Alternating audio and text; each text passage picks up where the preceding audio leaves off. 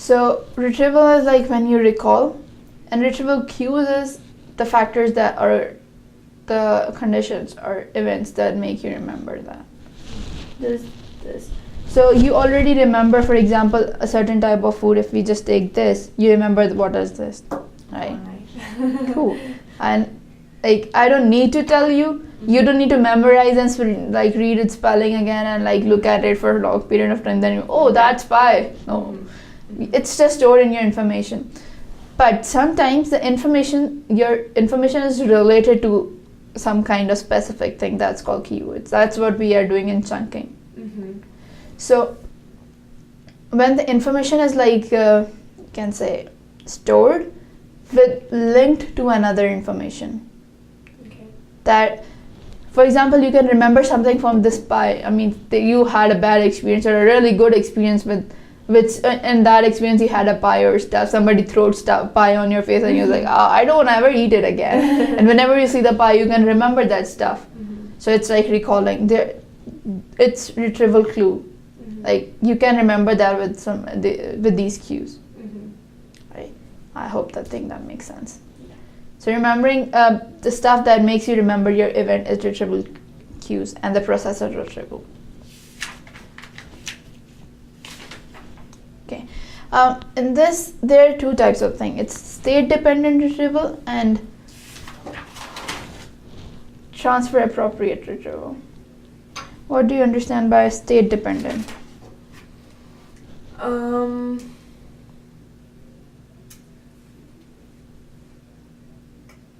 Okay. I was sitting in the restaurant and somebody threw pie on my face, right? I had that experience in my life and that's stored in my brain.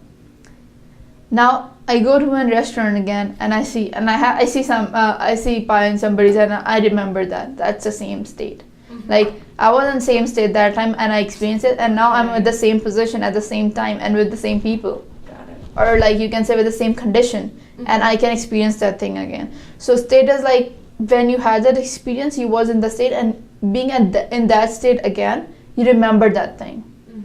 Right? You had, for example, if I drove a car and I had accident and I sit in the car again and I was like about to like get uncontrolled in the car and I can remember that thing again. Oh, last time at this, I'm not gonna be saved. So thing you remember being in the same state is state-dependent retrieval. Okay. The other one is transfer-appropriate. So as through the word we get, it's like transferred from one situation to another. So first time like we had an experience and that was encoded in our brain, and second like whenever I see that area again, whether I go through like I remember it or not, I will pass by that area and I will remember the experience I had there.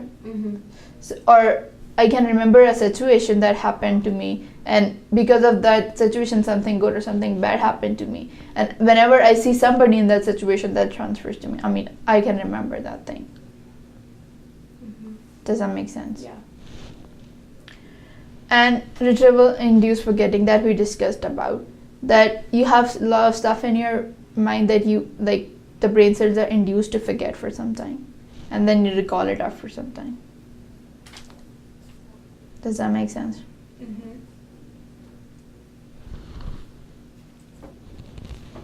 Okay.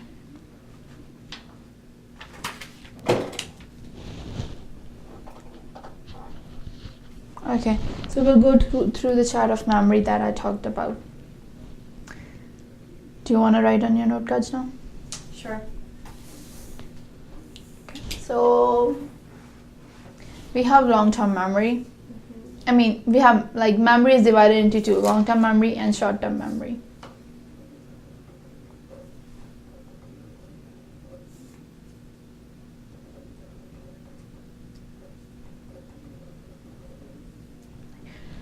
The long-term memory deals with the implicit and explicit memory.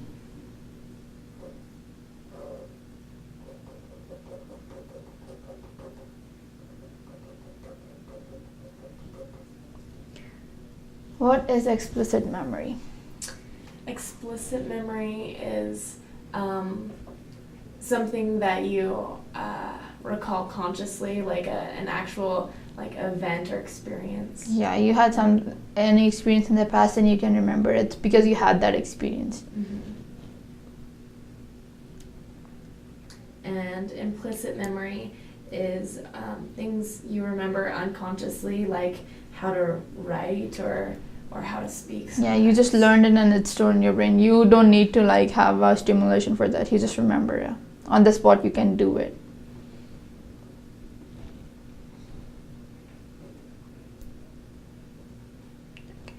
So the implicit memory has two types of memory: semantic memory and episodic memory.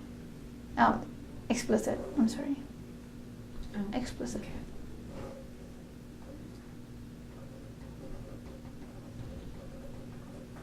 Yeah. What do you think semantic memory is? Semantic, isn't that like facts or general ideas of things? Yeah, the general knowledge that you already have in your brain. Mm-hmm. And then I know episodic is like an actual experience, like you remember what happened. Mm-hmm. Yeah, it's like linked through the situation that occur with the organizational coding pattern.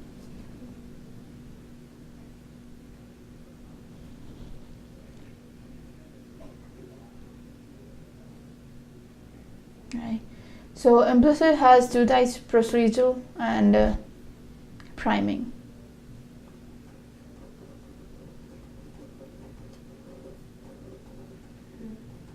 So procedural is the stuff that you remember through instructions, so step by step, or you can say by following the initial stages and then going towards the complex one. Okay. And priming is when you remember the stuff from your keywords or chunking them. Okay. Right. So here, like in procedural memory, what you are using, you use your motor and cognitive abilities. Right. So here in this procedural memory, you are like learning a step, you're following the instructions, you're performing action with it, and you learned it by performing it. For priming, you just make it in your head and remember it. Okay. Right? You made the chunks.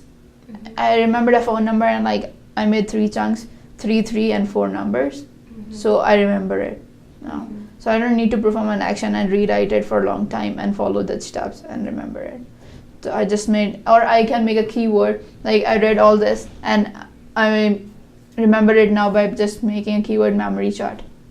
And by memory chart I can remember that it has long term and short term, then long term has implicit and explicit, then what implicit and explicit are.